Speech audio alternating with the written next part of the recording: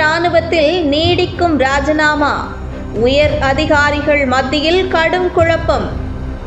இலக்கின்றி பயணிக்கும் பயங்கரவாத இஸ்ரேல் ராணுவத்தில் அடுத்தடுத்து ராஜினாமா படலம் தொடர்ந்து வருகிறது. ராணுவ தலைமை துணை தளபதியான மேஜர் ஜெனரல் அமீர் பாரம் என்பவர் ராஜினாமா செய்துள்ளார். ராணுவ தலைமை தளபதிக்கு அவர் எழுதிய கடிதம் யூத மீடியாக்களில் லீக் ஆகியுள்ளது. அந்த கடிதத்தில் தற்போது போரின் தீவிரம் குறைந்துள்ளதால் இனி தான் இந்த பதவியில் நீடிக்க விரும்பவில்லை என கூறியுள்ளார். மேலும் தலைமை தளபதி பதவி காலியாகும் போது அதற்கு தான் போட்டியிட உள்ளதாக தெரிவித்துள்ளார். தற்போதைய தலைமை தளபதியான ஹெர்சி ஹலேவி என்பவருடன் கருத்து வேறுபாடு ஏற்பட்டு இவர் இந்த முடிவை எடுத்துள்ளதாக யூத மீடியாக்கள் யூகித்துள்ளன.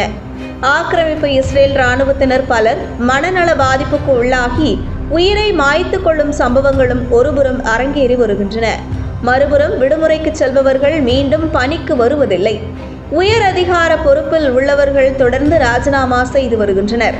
அக்டோபர் 7ஆம் தேதி நடைபெற்ற தாக்குதலுக்கு பொறுப்பேற்று இராணுவ தலைமை தளபதி ஹர்சி ஹலேவி பதவி விலக வேண்டும் என துணை தளபதி அமர் பாரம் வலியுறுத்தி வந்தார்.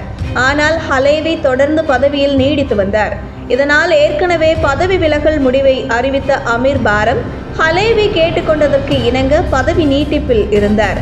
ஆனால் தற்போது பதவி விலகுவதாக வெளிப்படையாக அறிவித்திருப்பது இஸ்ரேல் இராணுவத்தில் நிலவும் குழப்பத்தை அம்பலப்படுத்தியுள்ளது.